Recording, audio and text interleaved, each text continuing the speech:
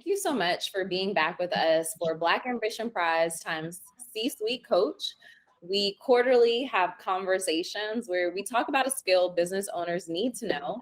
And then we also share a fireside chat and conversation with a business leader we think you need to hear from and know about, as we are all a part of this ecosystem trying to grow our Black owned and Latino owned businesses. It's really important that we have a sense of community and share resources to get to know each other better and to get to build our businesses better. So I'm really excited to chat about what we're going to talk about today. Just to give you a quick overview of the agenda, I'm going to kick us off with a conversation around building a team, leading a team, some of the key things I think you need to know. And so I'll chat about that with you all for about 30 minutes. At which point I'll kick it over to the Black Ambition Prize team. I know some of you are here because you're interested in the prize, and they're going to share just a quick synopsis of the things you need to know about the Black Ambition Prize. What you see on the screen right now is a scroll of some of 2021's previous winners. And so quite a remarkable group, just like everyone in this room. So really excited about that. Please check out, support their businesses. And continue to, as you're joining, put your businesses in the chat. And following remarks from Black Ambition, you're going to hear from Jeron Smith, a founder as well, who has a business dealing in Web3 and is going to chat with us about what business owners need to know in entering the Web3 space. So really excited for today. And without further ado, I am going to take over the screen, and I want to share some slides with you about a topic I love talking about, which is building a team. So I am going to present now and get us started. All right, so my name, by the way, in case you didn't know, is Angelina Darrisaw, and I'm a business owner myself, 7 years in business, really excited about the work that we've been able to achieve and always hungry for more. My business is C-Suite Coach, and we staff executive coaches to large companies and organizations that are looking to develop their talent internally, as well as to communities that matter to them. So primarily Black and Latino talent. And we are excited to chat with you today. We're all a part of a community together. So I always like to kick us off by, if you haven't already, sharing who you are, where you're joining from, if you have a business website, want to know about who you are. And then, because we're going to talk about building a team for a little bit, I want you to share with me, what is your best leadership tip? What is your best tip for building culture on your team? Also, if you have employees, go ahead and drop that in the chat as well. I want to know which of you have employees. Want to hear from you. And then what are you hoping to get out of today's session? So I shared the agenda and the run of show for today, but to dive in, there are a couple things that I want to share with you specifically about leading a team. So first, I want to talk about Black-owned employer businesses. What does that landscape look like? Then when you're building a business, as I mentioned, I've been in business 7 years. When do you know when is the right time to start adding to your team? How do you build a team? What are various ways you can do that? Once your team is starting to come together and in place, how do you create a winning and collaborative culture? And then also delegation. How do you delegate and maximize resources? So we'll share just a quick overview of some of those things. I see some of you in the chat with some good takeaways already. One of the best leadership tips is model your culture, set the tone and the standard. Awesome, awesome. And some of you are applying to the Black Ambition Prize. Be transparent with your team and set clear expectations. Love to see it and keep them coming. Really excited about this. Okay, awesome. So keep that coming. I'll keep an eye on the chat, and I look forward to hearing what you all share. Okay, so I'm gonna play a quick video for you. Let me just click on that. I think it went already. But when we're talking about tools,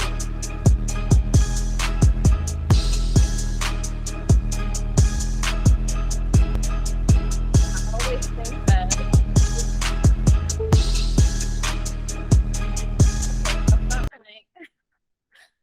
always think of the idea of when do we need to think about starting a team, and how do we know when we need a team? And so right now, across the board, when we think about teams, Black employer businesses are growing. Those of you in the chat, go ahead and let us know how many of you have folks on your team already. Any of you have employees? Or any of you employers right now?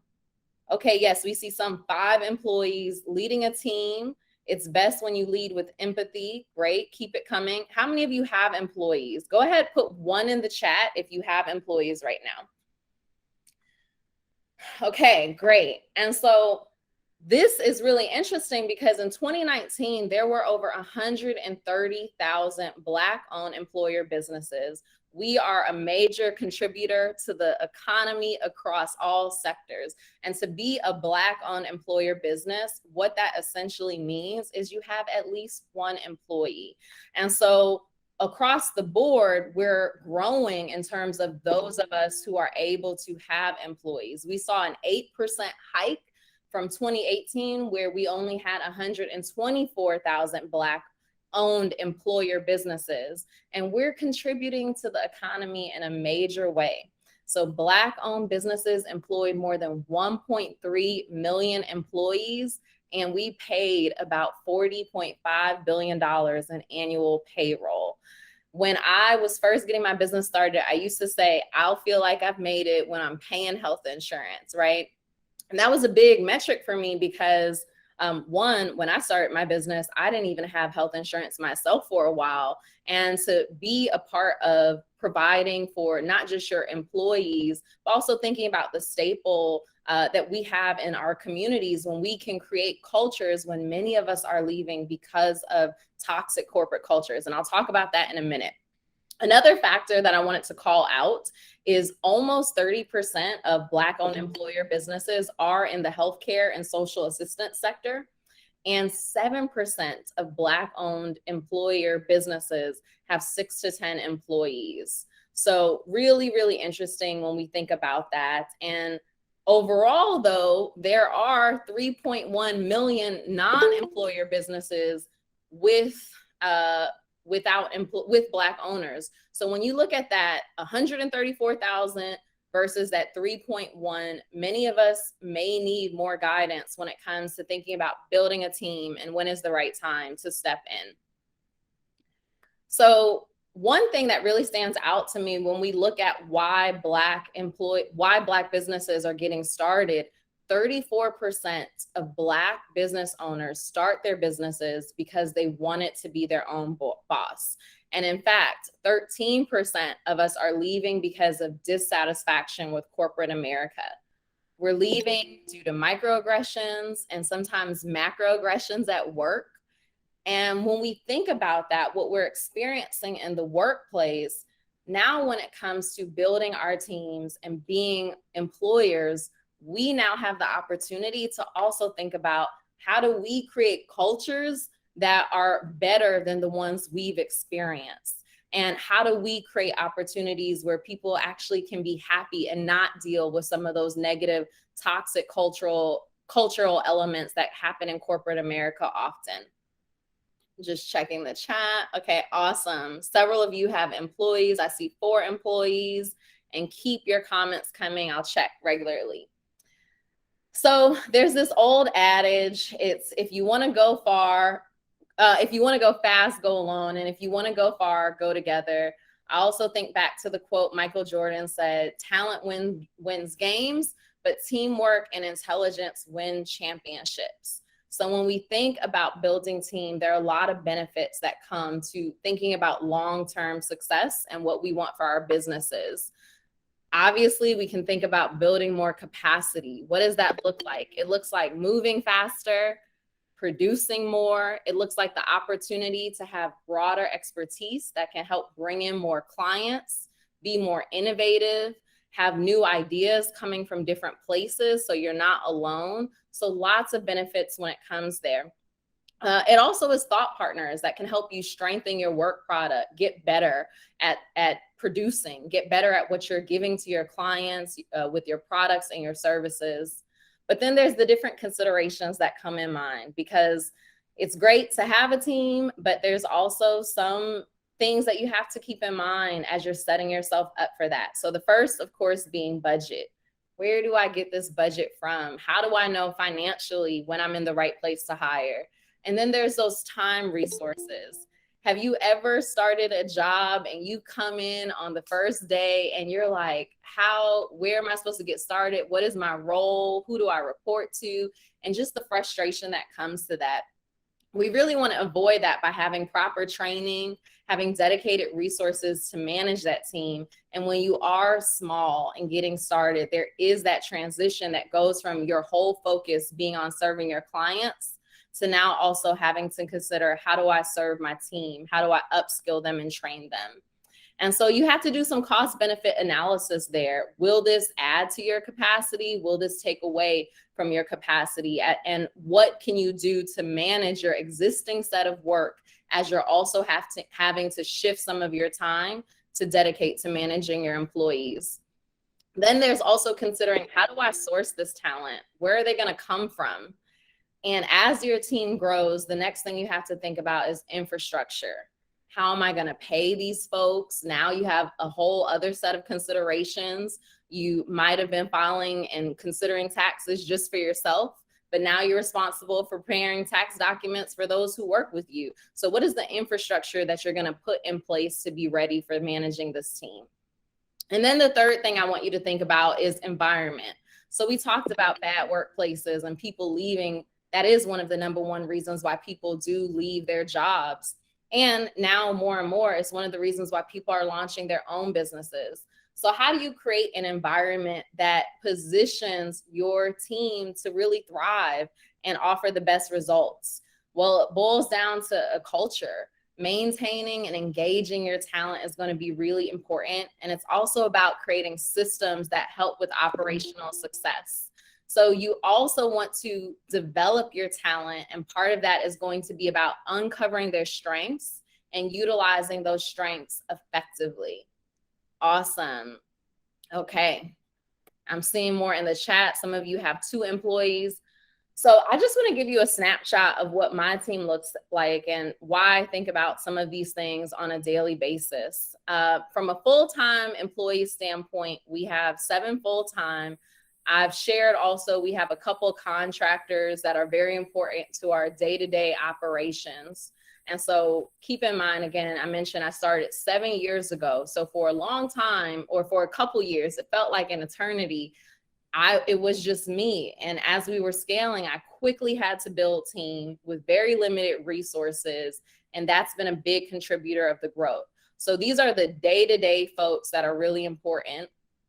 One thing I will call out that I learned in the last 2 years as I grew from full-time employees from 3 to 7 is when you have over 5 employees, you become eligible for what's called a PEO, a professional employer organization. Are any of you familiar with that term? Go ahead, put 1 in the chat if you're using that. And what's so great about that? So I talked about infrastructure.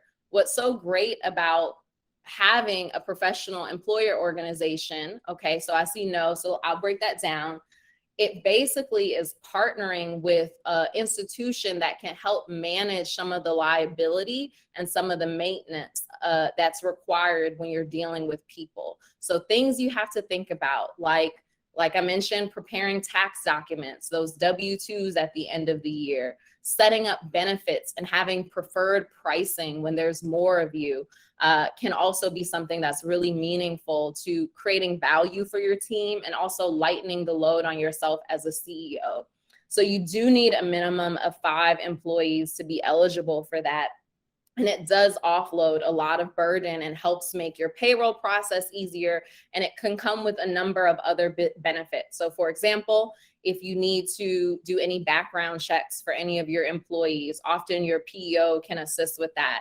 They can also assist with any sort of needs around employee handbooks or anything like that, helping to manage processes. So for example, if anyone needs to go on family leave for any reason, that may be something you've never dealt with before. Having the right infrastructure in place helps. But while this is our day-to-day full-time structure, we're actually managing a lot more than that. So we deal with a number of contractors every month. There are a couple things I want to call out about this slide that are hugely helpful to me, and also just pointers I want to share with you. So the first thing is setting up a structure that you're going to leverage. You might have seen org charts in large organizations, but I always say, even if as a small business, you need to run yourself, think of yourself as the CEO of a major Fortune 100, Fortune 500 company. So having a structure in place that helps you as the leader of your business clearly understand who's responsible for what and who's managing what is really important. And so you'll see, I called out the 7 full-time employees, but across our organization with contractors and everything else, we're actually dealing with about 40 people every month. And why this is important, I go back to the resources that need to be available as you're building a team. It sounds very attractive to have a team, but there's a lot that comes with managing a large group of people. And so that infrastructure becomes largely important.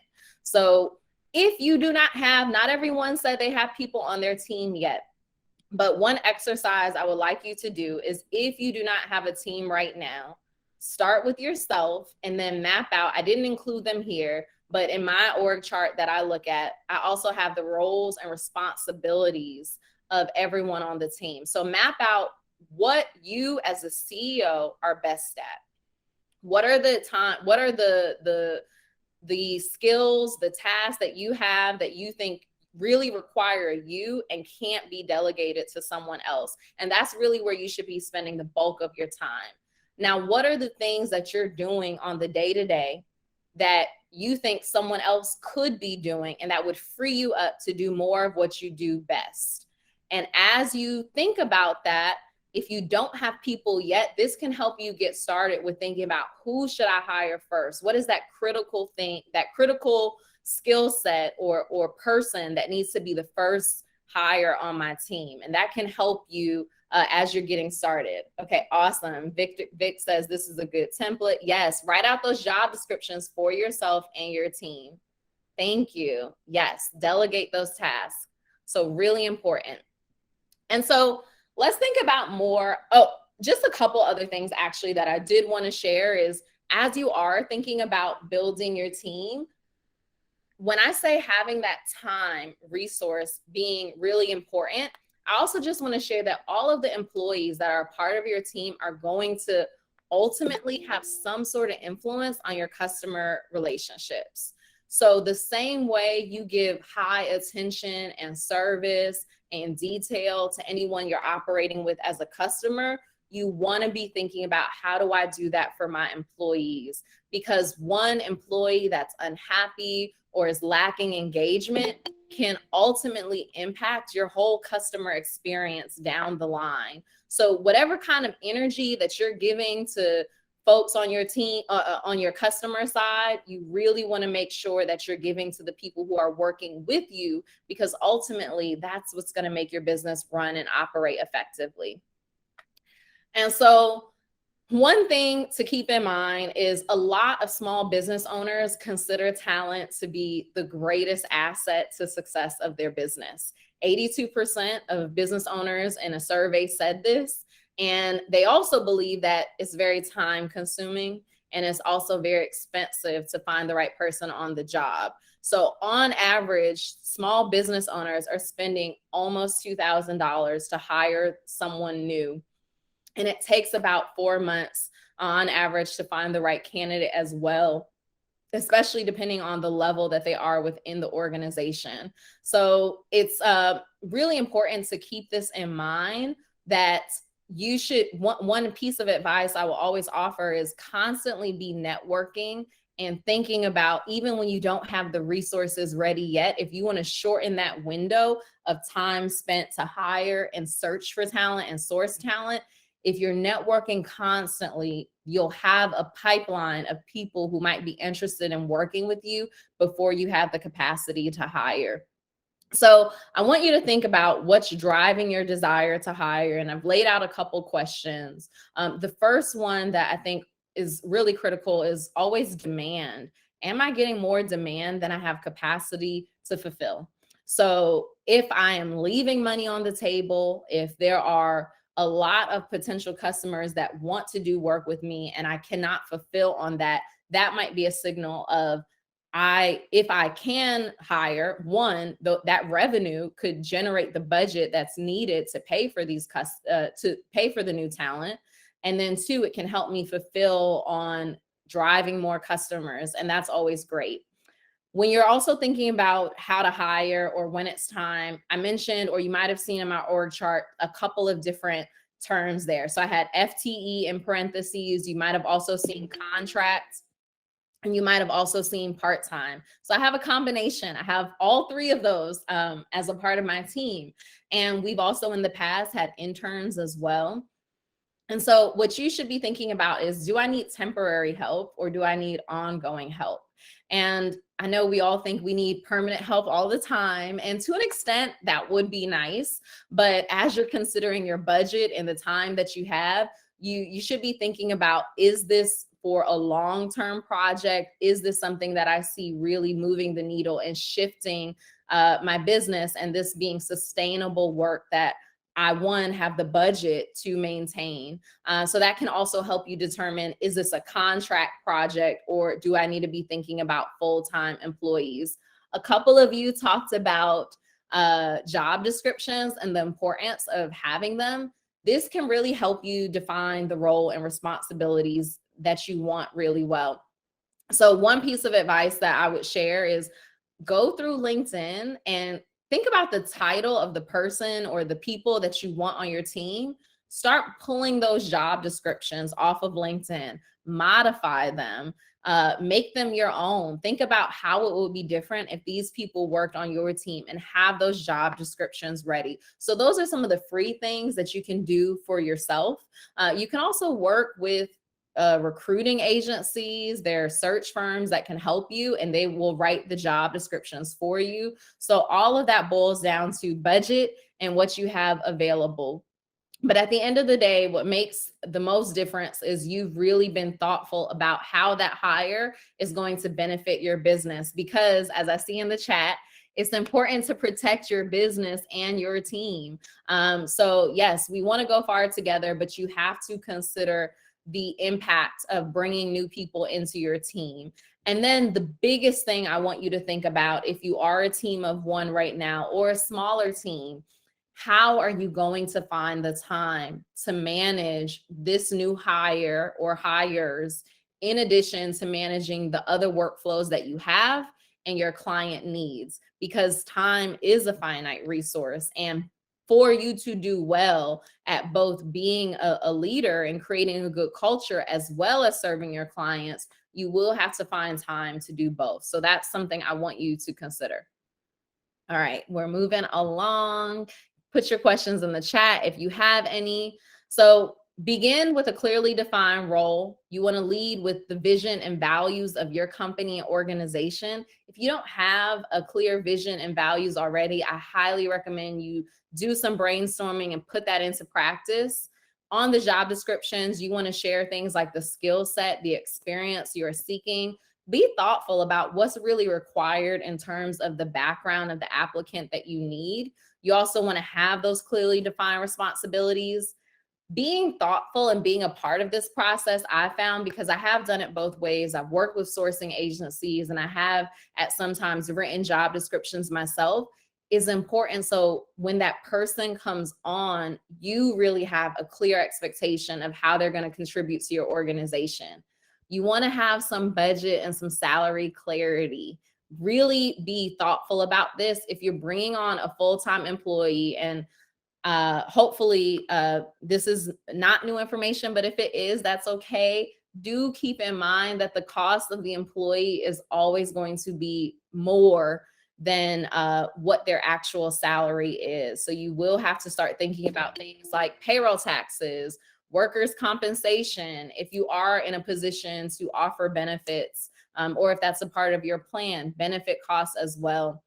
So there's a lot of consideration. So you really want to be thoughtful about your budget and your salary as well. As we're in this hybrid workforce, there's also the expectation that some have for a remote work environment. Is that your expectation? Do you need this person in person? So lots to consider there. You also want to allocate the right budget to attract quality candidates. So yes, you can use a lot of free resources to drive interest. You can create, and you should create, a company page on LinkedIn where you can share your job description. But sometimes those job descriptions don't get a lot of traction without paid promotion behind it. So even if you are using free resources, you may want to think about adding some budget to spread the word even more so you can attract more candidates. You can also hire those search firms. And then word of mouth is really helpful. You should be talking about your business. I'm a huge advocate of personal brand and working on your brand. You should, as you're sharing the story of what your business does, share the story of the kind of leader you are and the kind of team you're hoping to build. If you are a part of any network, those should be one of the first places you drop those job descriptions when they're ready. So lots of places to put it. Okay, so now I want to talk quickly just about some of the things you can do. If you already have, about a couple of you in the chat share that you have team members already. How do we create a winning and collaborative culture? So have you ever been in this situation? You start a new job, you don't get your laptop right away. You don't know how to log in. You don't really know what you're supposed to do, what your responsibilities are. And it feels really frustrating. I've been in that space where you're waiting for the devices to come in. You don't know how to do your job effectively, and the training experience is all over the place. That's one of those things. Yes, we've all been there once or twice. So that's what you really want to avoid. And I really want to call this out because I'm guilty of having been in that space before. And that is part of what happens when you're a smaller business. You sometimes discount how much time is needed to prepare for those new hires. And having an effective onboarding process makes a huge difference in that experience and that whole life cycle of that team member when they're going to be working with you. So you want to be the opposite of that. Here's a quote from a vice president of people. She says, if we have 10,000 people who work at Facebook, you would have 10,000 people who tell you that they own the culture. We want people who are like that. We express it to them during the hiring process and the recruiting process. We talk about it on their first day in their first week.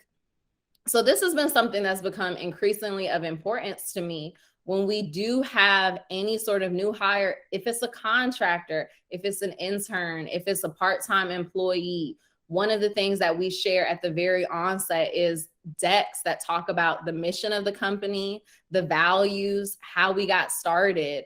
Getting your people acclimated and helping them understand your passion for your business makes a huge difference in helping them drive how they want to play a role in shaping the culture of your organization. So it is important to have some sort of onboarding. So it matters even for the small teams. You might think, I have one employee, I have two employees, I have two interns. What does it really matter? Well, it makes a huge difference. You want to have, at the very least, start thinking about how are you going to communicate to them. They're a part of your team. Do you have an offer letter process in place? There's a lot of templates that you can download for free off the internet to help you with this. Same with employee handbooks. I had a realization at one point that there was a day, it was kind of recently, I think maybe it was President's Day or it was sometime last year. There was a day that the whole team had off and they didn't know they had that day off. So I needed to do a better job of communicating with them. So now I put together all of the dates and they can plan their year, plan those vacations. Like, all of that matters to creating culture. Do you have any way to demonstrate your excitement about them joining your company? What sort of company swag or gift can you give new hires to a team? Are there existing people on your team? Maybe you have advisors. Maybe you have other invested parties who are interested in working with you. Bring them into the onboarding as much as possible and create that culture. And you want to repeat and share your vision and values early in the process. And you also want to do some social contracting with your team. What are your expectations around communication?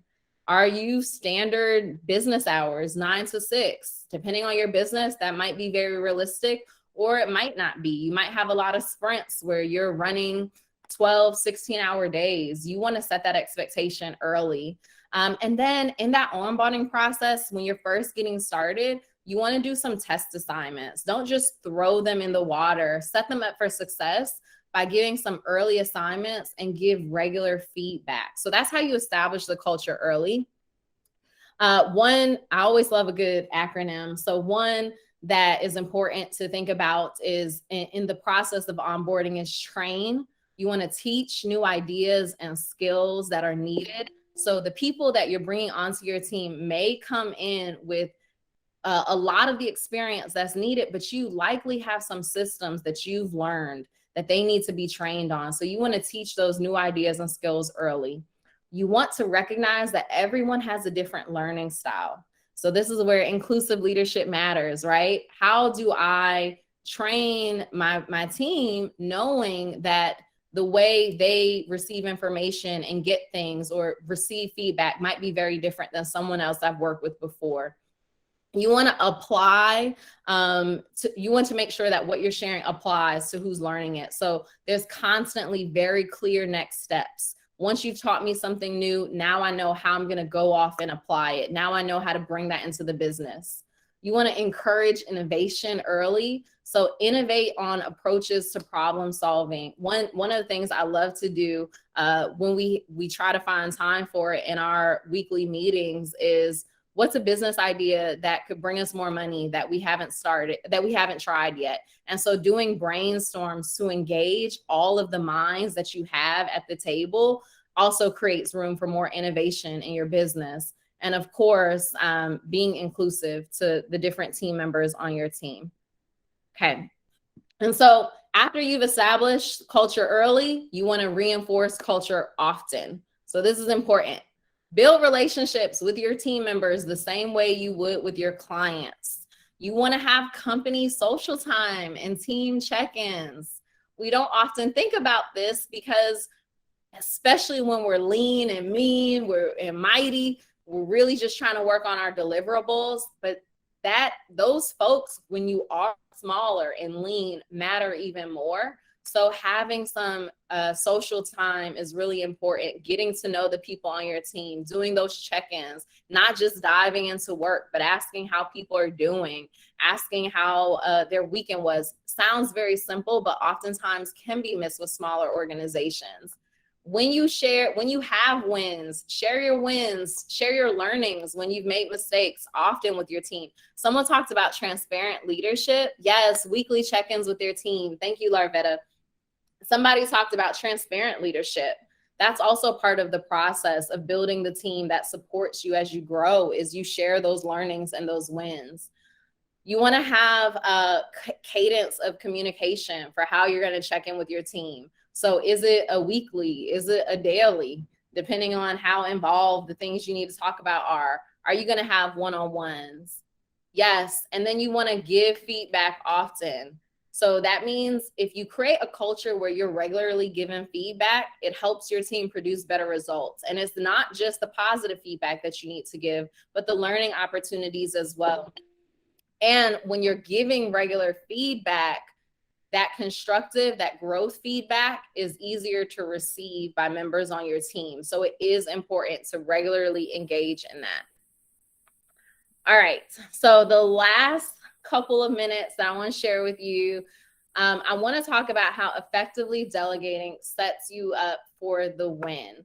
So for example, I'm going to just show you a quick video, try to engage y'all with some videos. So let me hit play.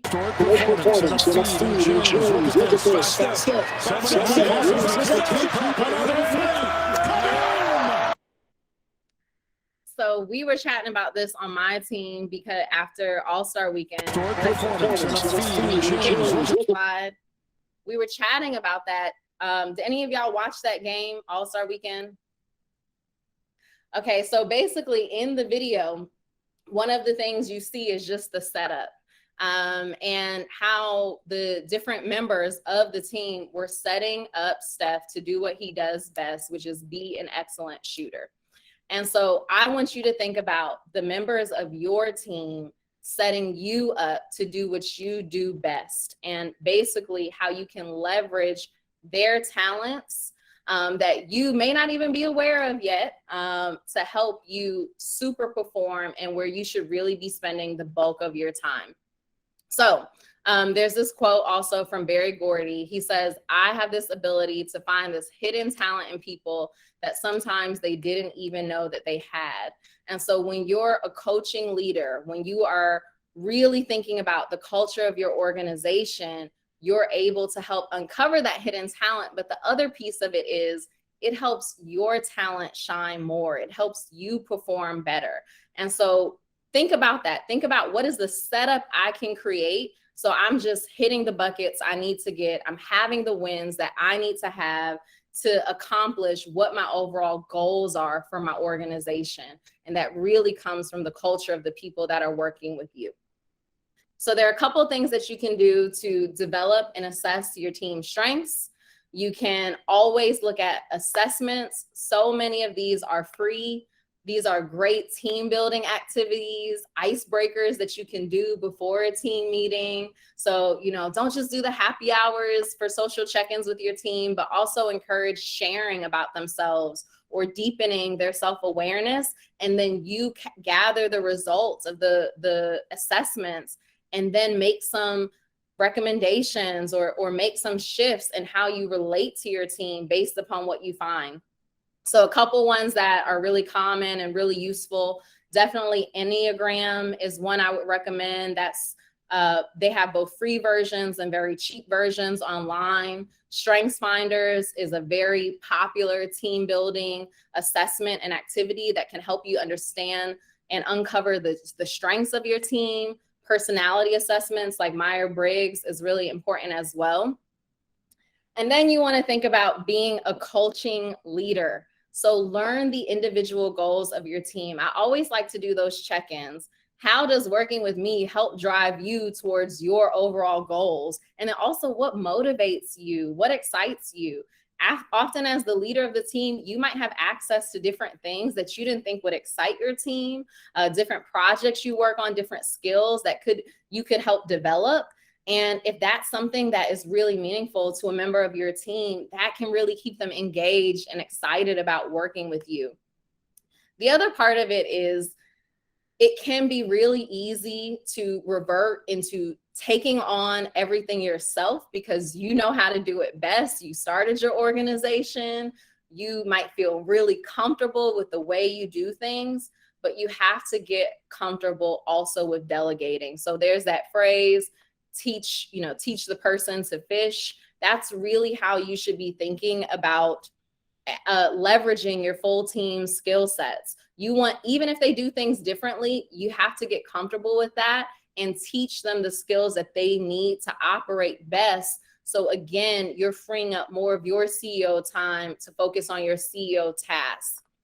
One of the questions you should constantly be asking yourself is, where should the bulk of my time be spent to drive the most value for the company?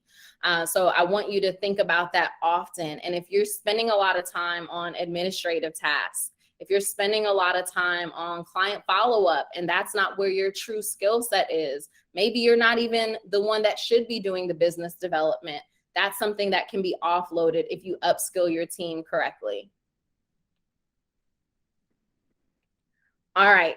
And then finally, I just want you to think about recalibrating as often as needed. In every stage of your company's growth, there are going to be some things that need to shift. And that might mean new processes. It might mean the responsibilities that your current team is focused on might have to move around as well. It may often mean that even the values, the cultural values might need to change as you're growing. So I want you to keep in mind that change often is connected to the growth of your company, and that the talent that you have is going to require that consistent investment. So it is really important to dedicate this time to creating culture that needs to be one of your priorities just as much as building your product or building your service if you want your team to be successful and to grow.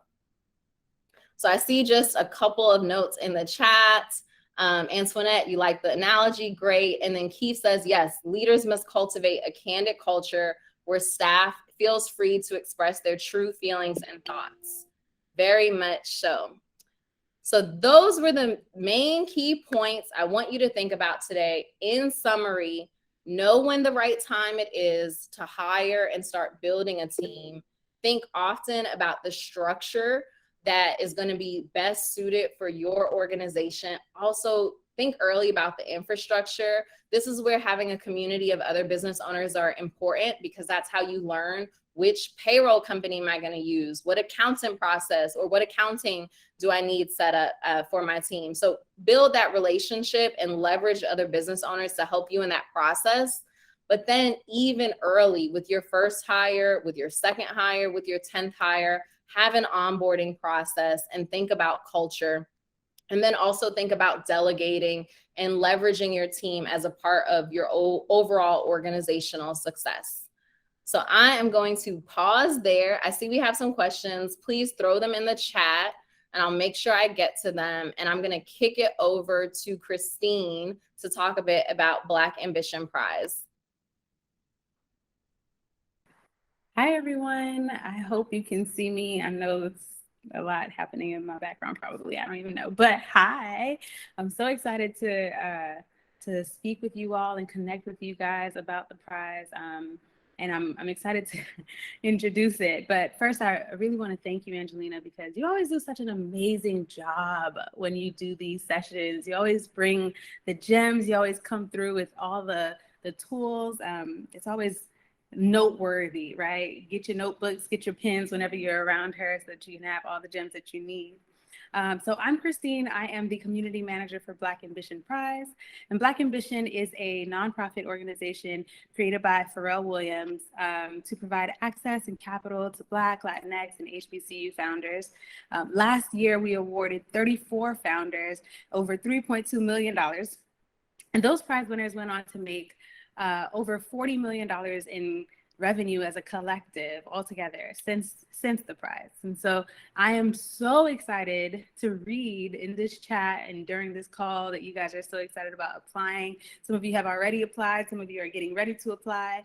And so I'm here to encourage you, like if you haven't already, if you're still thinking about it, if you're still noodling about it in your head, just do it. We have 5 verticals this year. They're very different from last year. And so they are healthcare, tech, media and entertainment, Web 3.0, consumer products and services. So those are the 5. You can check the website. And they'll be dropping it in the chat soon, but you can check the website for all the details on where your business fits best. I know we have a lot of intersectionality when it comes to our businesses. Sometimes we're tech and we're health tech, we're fintech, we're all the different kinds of tech. So I welcome you to check out the website so that you can see where you best fit. There's a Q&A section at the very bottom, so you can check that. We also have a couple of Q&A videos on our websites and panel discussions that we've had over the past few weeks. And so you're welcome to check out those replays in case you have any questions there. And then we also have an upcoming panel for the HBCU prize winners next week. So check that out. Now, I want you to be encouraged because I just told you all the different resources that you have access to. I just told you all the different places you can get your questions answered. So don't be afraid to apply. And if you come across any issues, you're welcome to email us at info@blackambitionprize.com. Now, one major thing that Pharrell loves to talk about is sharing the codes. And that's like our stance right now, right? We love to say this. We share the codes and we encourage you to share the codes as well. And so all you have to do is apply. And once you apply, we're sharing the codes. We start sharing the codes even before you win the prize. And so there are resources for applicants, including 3 months of mentorship, access to notable industry leaders, and access to cloud credits. And so that's even before you win. Last year, some of the mentors that were a part of the mentorship program actually invested into the founders that they were mentoring. And I'm talking cash money, okay? So that's a big deal, right? Like you don't always get those types of access and opportunity from the people that are surrounding you. And so thanks to our founder and who he is and the access he has. Now those who apply and make it through the screening process also have that kind of access as well. And then after the prize, after you win, of course, you get access to introductions to investors, accelerator programs that you can now kind of have this like open door access to. We have Ask Me Anything sessions with notable leaders, speaking opportunities for the founders that win, and of course, thousands of dollars in prize money. So apply today. Fortune favors the bold. So you don't want to miss out on the opportunity. Make sure you do so. And then if you have any questions, of course, you can email us at info@blackandvisionprize.com. Now, if you haven't subscribed to our newsletter, be sure to do that. And if you haven't signed up for all of our social media blasts and posts, you need to stay updated. So go ahead and do that as well. And that's it from me. I'll pass it over to Angelina for the upcoming fireside chat, which is all about building businesses in the Web3 space. And that's near to us because we just opened the door to Web3 for a vertical within our prize competition. So that's all from me. Thanks, guys. Thank you so much, Christine. There's so much excitement. A lot of people are here ready to apply to the prize. I am excited about it. I love all the resources that you all offer. And so now we're going to shift gears. A couple of you asked questions. What does Web3 mean for our businesses? I know it's a lot. And we want to make sure you're properly prepared as you're applying in that space. So we have a great conversation with Jeron Smith, who has just joined. He is the co-founder of Heir Inc., which is a next generation holding company that builds culturally inspired consumer brands rooted in tech, entertainment, content, and community. He oversees the first tech product, Heir, which is a personalized Web3 community platform for athletes and fans. And launching in 2022, Heir offers exclusive and cap membership experience to some of the world's most notable athletes. But beyond that, Jeron has done so many things. His bio always is just so impressive and amazing to read about and see. He's led Unanimous Media, which is a company he founded with Steph Curry that produces television content, digital content. He's worked in the White House. He's been a chief marketing officer, and I could go on and on, but I want to use most of our time to actually hear from him. So I'd like to just kick it over and welcome Jeron Smith. Thank you for joining us. You are muted. We need to hear from you. Thank you for having me. Excited to be here. Okay, awesome. So I'm excited for this conversation. First, just in your own words, tell us about yourself. When we hear about some of the things you've achieved, what are some of the skills and traits that you think positioned you for this sort of career that's just been full of exciting opportunities? Still on the personal side, just more on the character side, I go back to like, one of Jay-Z's quotes when he's like, the genius thing we did was never gave up. I think it's just the resilience, never let no be an option. Sometimes people run into walls and they think those are like hard stops. You more so looking at the walls as obstacles, and which kind of leads to my next trait, which is like strategy, right? That wall comes into your purview. It's there to kind of stop or kind of hold you up. And I think that the strategic mindset to kind of get around those obstacles and find another way when one way might be blocking your pathway or whatever the case might be. It's probably that other skill set I would say is like been pretty critical. I would say the roads are often tough and bumpy, but I always say the difficult and bumpy roads lead to beautiful destinations. So I would say it's kind of always finding that pathway. Awesome. Thank you. And you can never go wrong with a Jay-Z quote. So I appreciate that. Okay, so before we dive into some of the Web3 questions, we just had a conversation about building a team, leading a team, creating culture on your team. What would be your best advice for those in the room about building those initial members of your team and creating a good company culture? Yeah, I would always say the prerequisite for me is aptitude and competence. So that's always paramount, necessary. You need that. And finding talent isn't easy, but finding that talent and going through that process, and there are, there are companies that kind of help you search for talent. There's your network, there's LinkedIn.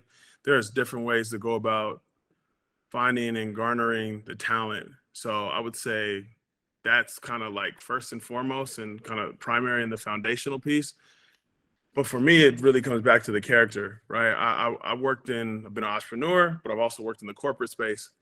And while I love working the corporate space, it left me with, feelings that there were things to be desired in my experience. I always say corporate is not really a meritocracy. It's hard to figure out how to work your way to the top. Every corporation has its own unique culture, and kind of founding my own company and, hiring employees, and you kind of hire your first line, and then your first line starts to hire their next line. So it kind of gets away from you. I wanted to make sure we maintained a culture that was consistent with the things I desired when I was in the corporate space, now that I'm an entrepreneur and kind of running my own venture-backed company.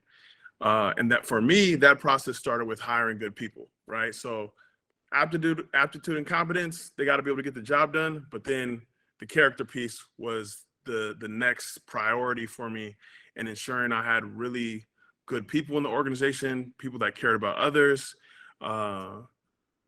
unselfish, that also cared about having a great culture around them, etc.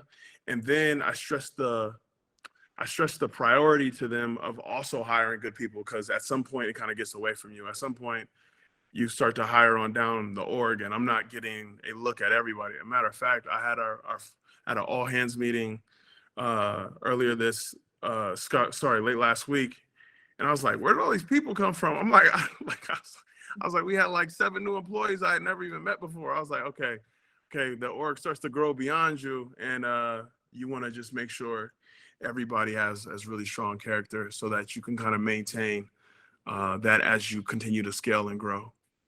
How many people are on your team now? We're about 26, so awesome. still small org, but Awesome. getting bigger and bigger. We were 19 just the other day, so. Wow, that's amazing. And Mia just says, shout out to your background, which looks like one of those beautiful destinations to end up in. Appreciate it. So I always say there's riches in the niches. Really focusing your business on a really narrow need is the way to win. And so when you were thinking through leading and designing Heir, a Web3 community platform specifically for athletes and fans, what was your thinking there? How did you find that niche? So I'm gonna be real, because of the audience we have on this call. There's no press or nothing like that on here, right? No. Okay, cool. All right, so all right, Heir is a venture-backed company. We raised a $10.6 million seed round, and I'm sure everybody on this call knows how hard it is to raise capital, but especially venture capital. Our platform is designed to, when you go raise capital, people are gonna ask you, what problem are you solving? What problem are you solving in the world? And our platform is designed to kind of mend and solve for, I feel like, a friction that exists between athlete and fan, or what we like to call supporters. So we take some of the major athletes across most sports and most verticals, and ultimately, when it comes to kind of like fan engagement, most athletes are busy being the best in the world at what they do. So there leaves something to be desired when it comes to engagement and trying to solve for that proposition, if you will. But it is important that athletes in general are able to own their monetization ecosystems. On the fan side, fans want as much intimacy, access, and engagement as possible, but that's not always going to happen, because it's a two-sided marketplace, if you will. So we've tried to create ecosystems that kind of solve for both sides of the equation. Nonetheless, we will eventually, expand beyond athletes, and because ultimately it's a creator platform, and we're living in a creator economy. Web3 just allows you to create monetization benefits for the user as well as the creator. Nonetheless, when I mentioned what I was mentioning at the beginning of kind of my soliloquy, is that we started with athletes because that's my expertise, right? Now, we could have went in and pitched like, yo, this is a creator platform for to pair creators and users and create these monetization ecosystems, etc. However, if we would have did that, most VCs would have said, hey, there are better founders to execute against a vision like that, even though I might have been the best. But we're in the venture space, and everything starts with this idea of founders, and we're betting on the founding team, and we're doing these things. And if anybody's went and pitched for venture capital, I'm sure they've heard a lot of the reasons or excuses for why they did not get funding. One of those excuses is, one of those reasons is also often like the founding team and the expertise of the founding team. I could make the case that there's no one better than me in the kind of the athlete sports space than myself as a founder, but I probably couldn't make that same bid and as a technician, as like a software engineer, as a product person, or as someone just building kind of a tech platform that's scalable beyond just kind of sports and fandom. So we'll nail sports, we'll nail athletes, and then we'll expand beyond that. But that is one of the key pieces that allowed me to raise the venture capital. Is like they weren't going to go find a founder that was better in this vertical than I was. That's an incredible insight. Thank you for that. All right, so I want to dive in because Web3 can be really daunting for a lot of business owners. What advice would you give to business owners who are trying to learn more about it and integrating it in their business model? And then particularly when we think about Black and Latinx business owners, what are the first steps they should be thinking about in terms of how to get started? One, don't be scared of what you don't know. I find that many people don't want to really touch Web3 or crypto or understand the blockchain because they don't know it. And it seems like a daunting task to garner that understanding and that kind of that aptitude when it comes to that space. So I think step one would be just not being scared of what you don't know. There is a revolution that's transpiring, and it's massive, and we are still at the infancy stages, at the precipice, even though it's been around for a while, but the applications are vast. It's just been applied in a kind of a narrow scope of ways, if you will. But there are so many young billionaires being made in this space. So I think the first thing is don't be scared of what you don't know. The second thing is go download a crypto wallet, right? MetaMask wallet, Phantom wallet. And the reason I say that is because it's like, just get started, right? Just get started. Like, where's your starting point? Okay, you download a wallet that allows you to at least get in the game. You can convert small amounts of your fiat currencies, of your dollars, into a cryptocurrency. It's like, don't be scared. These cryptocurrencies are backed by market makers. There's liquidity in the market. You can always convert it back into dollars if you would like. However, I would download a crypto wallet. Phantom is best for Solana. There's a lot of upside. MetaMask, as well as a myriad of others, are better for ETH and Ethereum purchases. And I'll look at some exchanges. Coinbase is another one, another good platform to kind of convert your currencies back and forth. And because you can look at cryptocurrencies a lot like the stock market, right? You ask 95 out of 100 people how the stock market works, they're not going to be able to tell you, but they do know you invest in certain stocks and you pick correctly, and there's an appreciation of that stock, and you can pull your money out when you want. The liquidity is there because it's properly backed. And it's the same way with a lot of cryptocurrency. So I would say to get in the game. Then when it comes to your communities, Web3 allows you to value your community in ways that I feel like Web 2 wasn't able to do, because one, everything is transparent, everything's recorded on the blockchain. There's different chains. Once again, I mentioned Solana, I mentioned Ethereum. Everything's recorded on the blockchain, and then everything is on the smart contract. So the dope thing about the smart contract is, like, when your wallet is recorded on that ledger, as long as transactions are transpiring, you can make money in perpetuity based on that smart contract. The smart contract is not going to change. You're on there, the math is the math, and there are so many ways that communities are being poured into, communities meaning like online digital communities are being poured into, are creating, I guess, wealth for themselves based on, you know, how the tech is being applied. I would say also don't think of, you know, NFTs and crypto in just the traditional manners, right? And that's why I say dive in, because what the people on this call can do is take the inspiration, take the impetus, apply the creative, apply your knowledge, apply your experiences to something, and say, oh, this is how I love to use this. And the next thing you know, you have the next unicorn, right? So,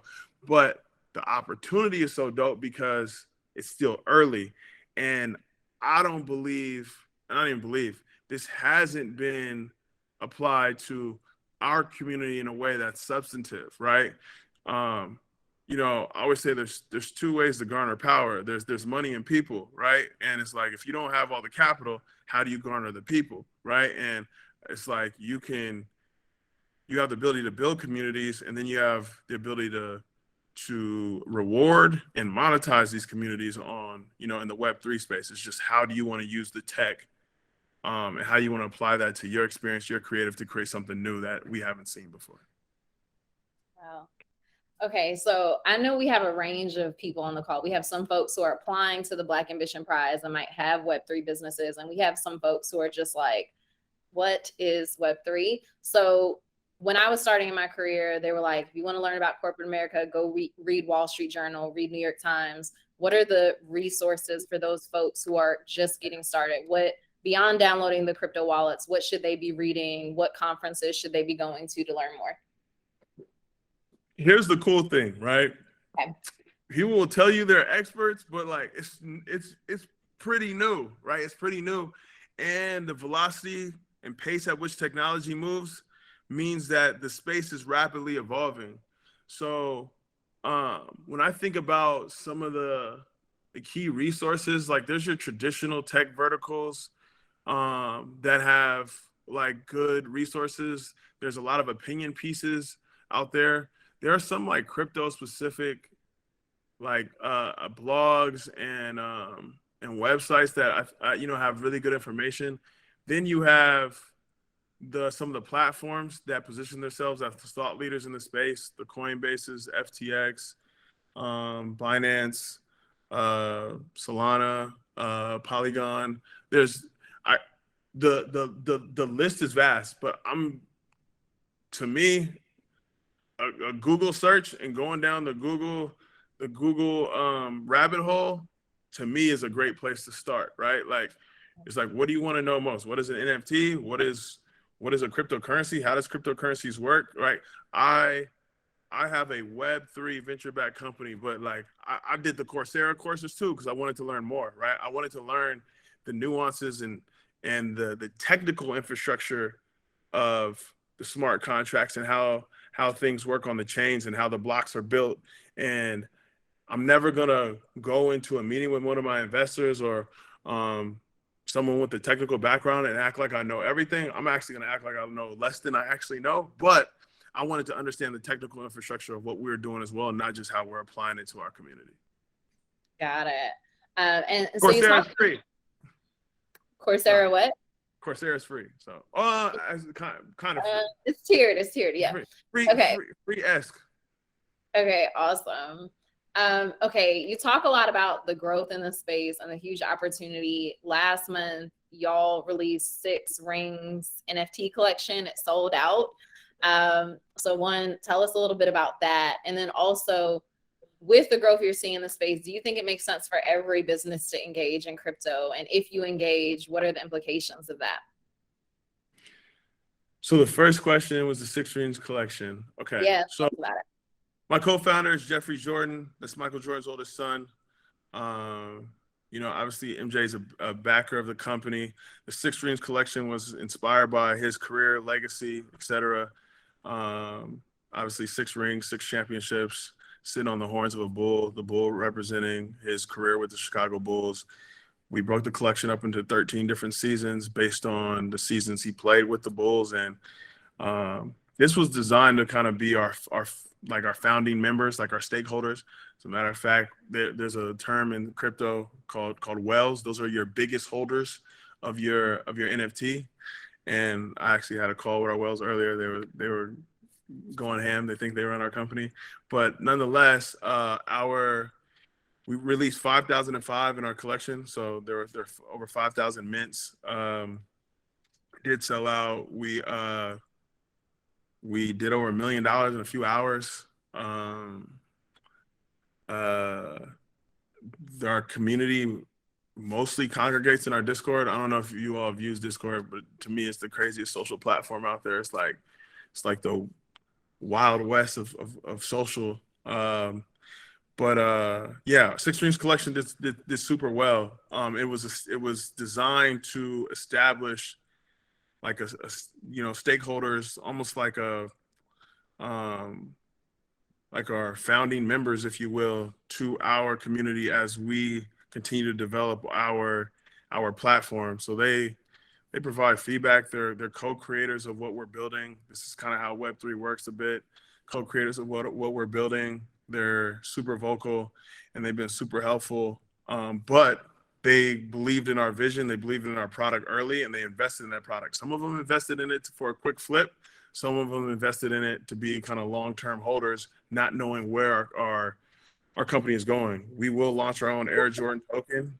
And the people that purchased our Six Rings collection are able to stake their Six Rings NFT against our token, our forthcoming token.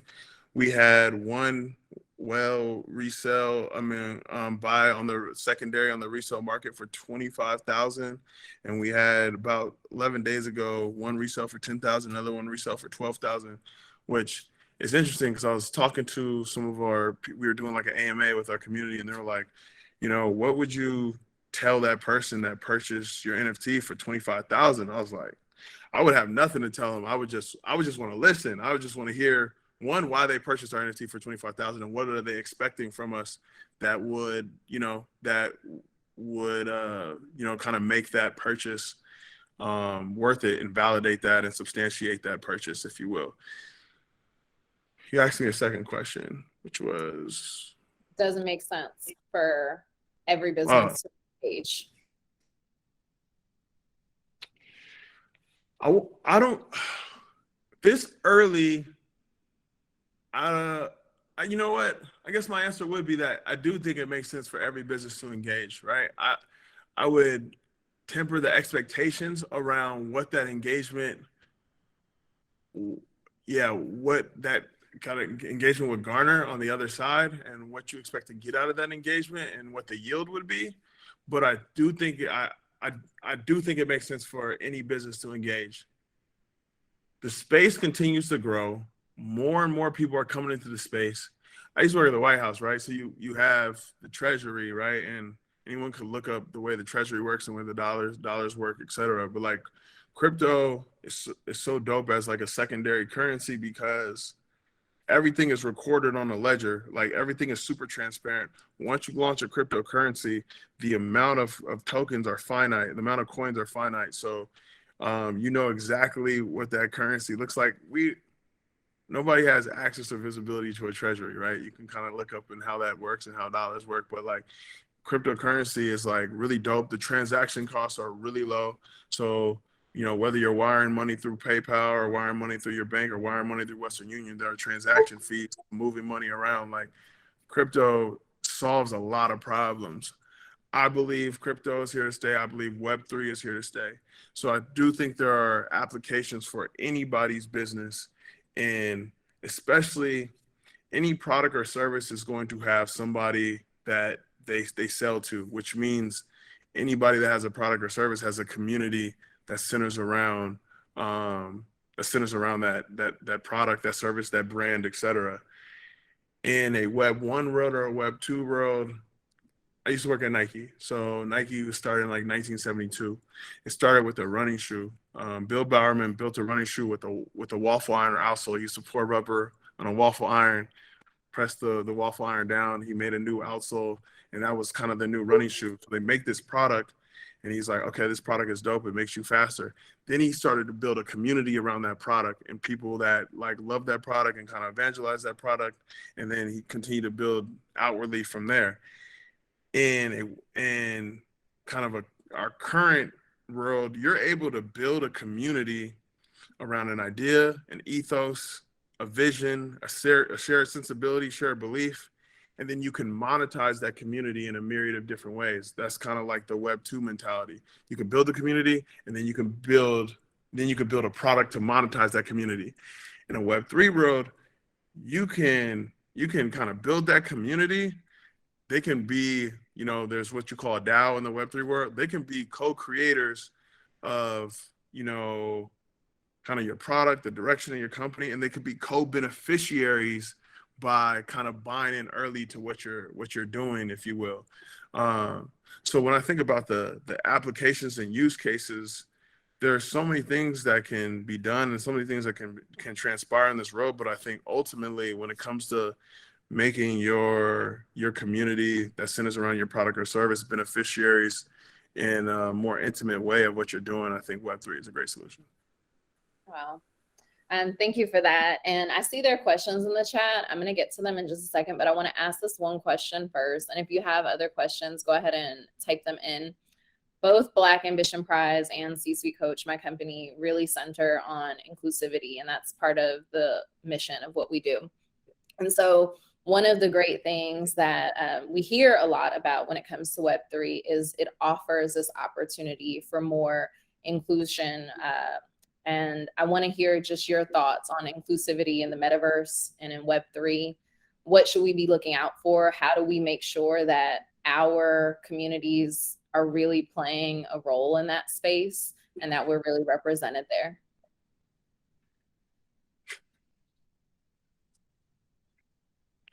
It does present an opportunity for more inclusivity, but there's also a risk for more of the same in business as usual, right?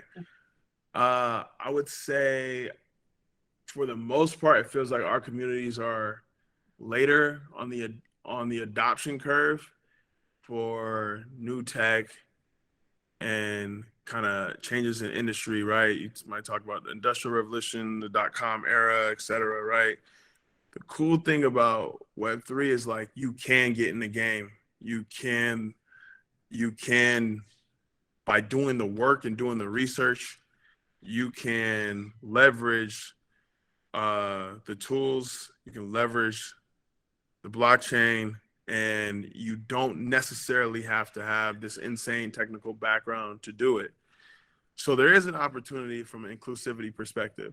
But I mentioned, right, there's power in dollars and there's power in community, right? So if you don't have all the dollars, there's power in the people, but there's power in kind of building a community around a thought, idea, shared belief, et cetera, right? So when I do think about the inclusivity piece, it's the fact that I think anybody can adopt these tools. People don't even really, it's like, you talk about decentralized, right? Like the tech was built for transparency and inclusivity, right? But then there are other coins being built and being rolled out. There are projects being built and communities are being built around these projects, if you will, right? We have our own community, and it kind of goes back to the idea of togetherness, the idea of kind of these shared sensibilities, and kind of building a community around a central thought or idea. So to your point, Angelina, it does lend itself to inclusivity, but at the same time, I don't think it's necessarily being taken full advantage of. So that actually makes me think of Larvetta's question here, which is how do we engage Generation X to be more involved? And I guess I would add on to that, how do we engage our communities also to be more involved when there is that later adoption curve? How do we do it? How do we do it? You're the genius here. Let us know. No genius here. Humble proletariat over here.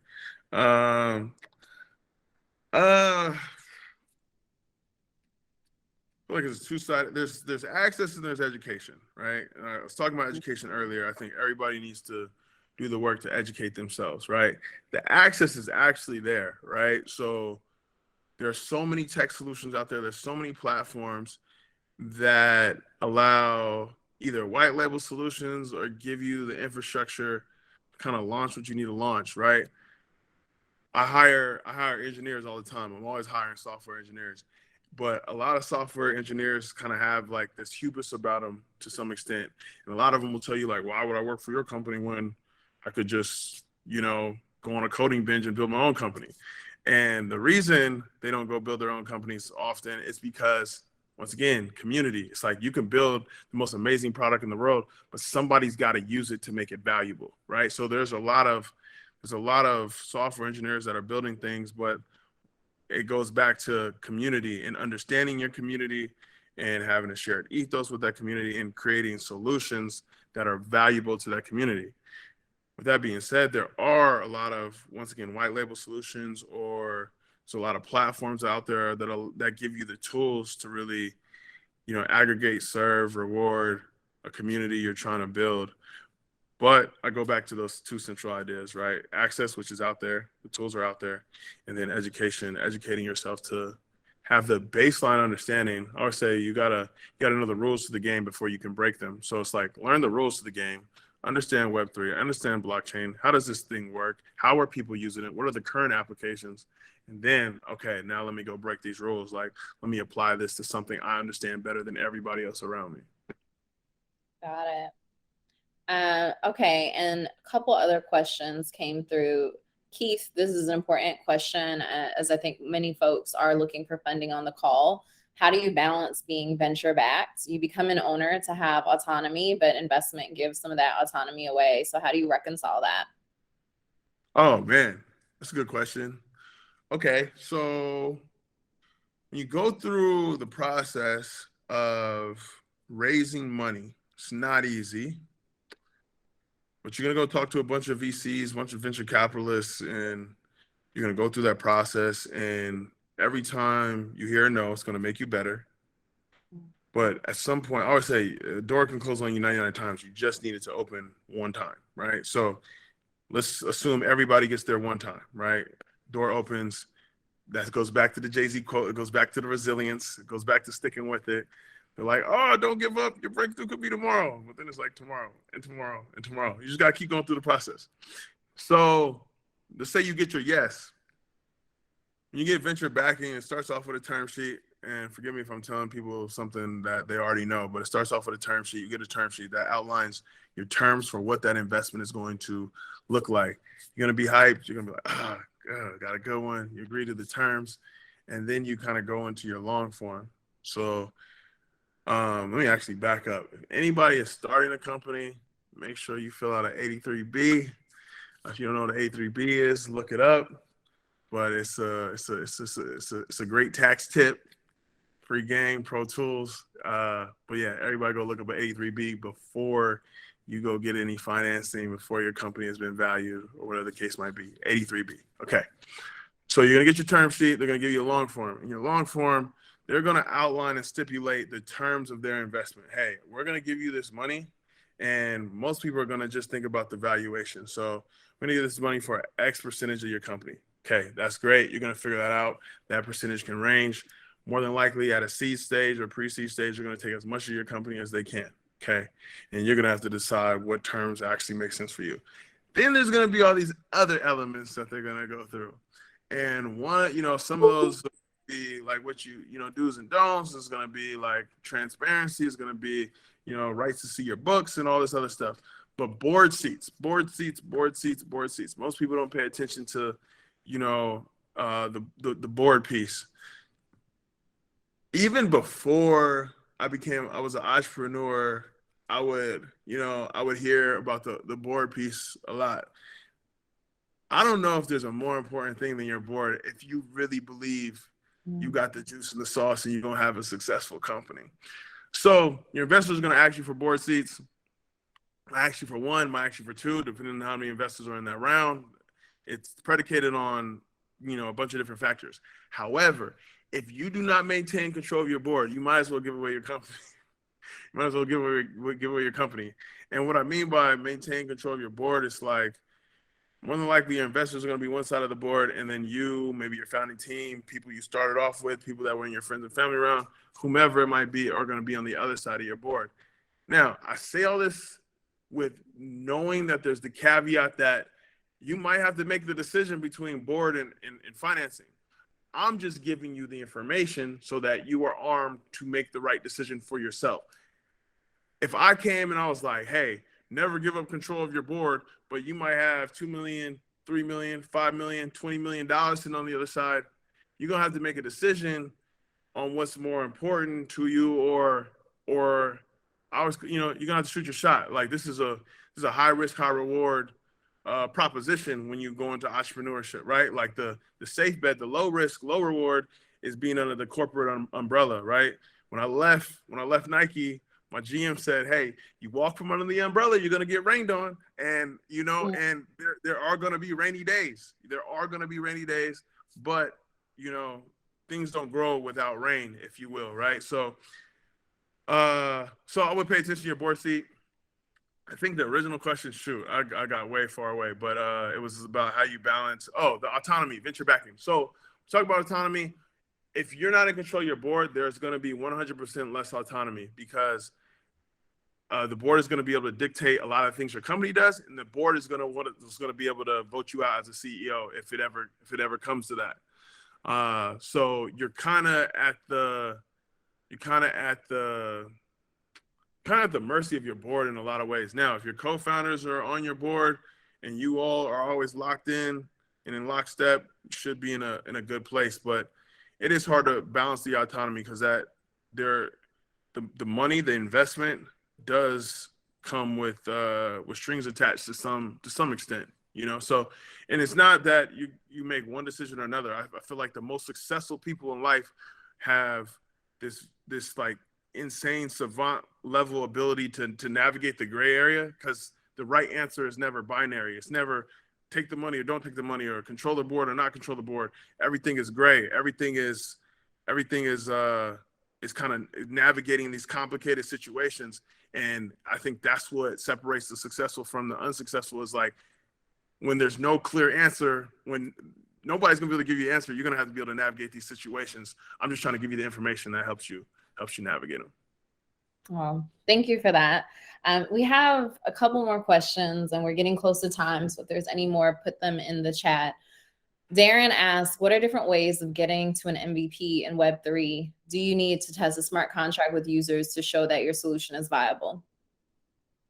Dang, that's a good question. So for those that don't know, MVP is your minimum viable product, which means you need a product, which means you probably need engineers. So MVP is designed to show the goal of the MVP is to get a product out there, and you want to prove product market fit. When you prove product market fit, which means like, generally that your product works, people are rocking with it, and if they pour some gasoline on it, you should be able to grow, scale, and rapidly like kind of evolve and get bigger and bigger. And most companies are going to want you to have an MVP, improved product market fit, to even get a legit seed, like a seed investment. Our product is still in beta. Our product is not even available to the public yet. Very, very fortunate, very lucky to be able to raise in the absence of a product. At the same time, I don't feel bad, because I've seen people raise a lot more without a product. More than likely, yes. The rules of the game say that you should have an MVP in order to raise.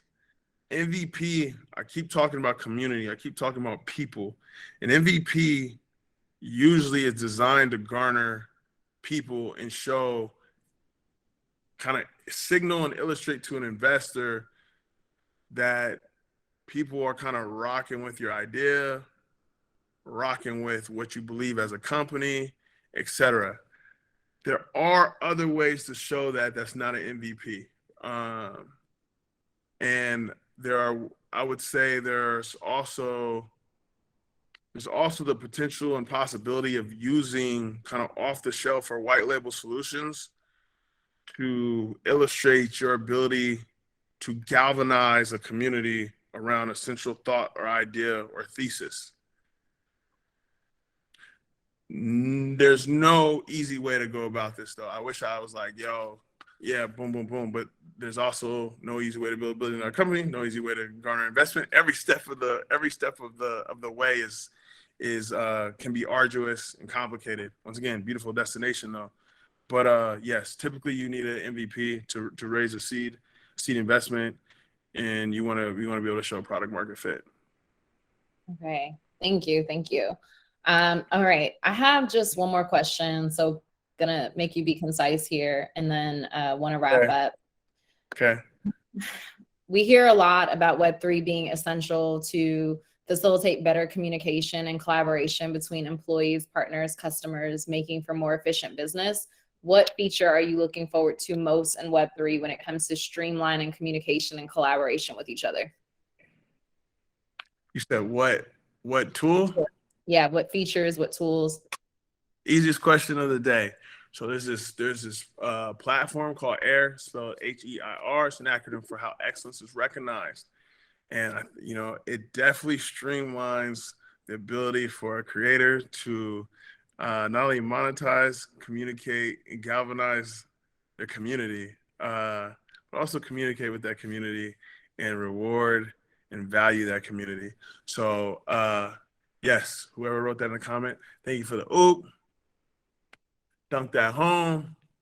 Everybody check out Heir.app. That's Heir.app. It's our website. App coming soon. And yeah, check us out on Insta, Discord, Twitter, etc. Awesome. And anybody's looking for a job, send Angelina your resume and she'll get it over to me. Jeron, this has been excellent.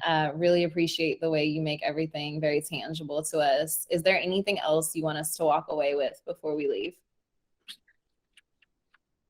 All right. Hey, I got one. Oh, okay. Yeah, it's where I started. It's corny and cliche-ish, but it's back to that. It's the most genius thing you can do is just not give up. So I just want to leave everybody with that.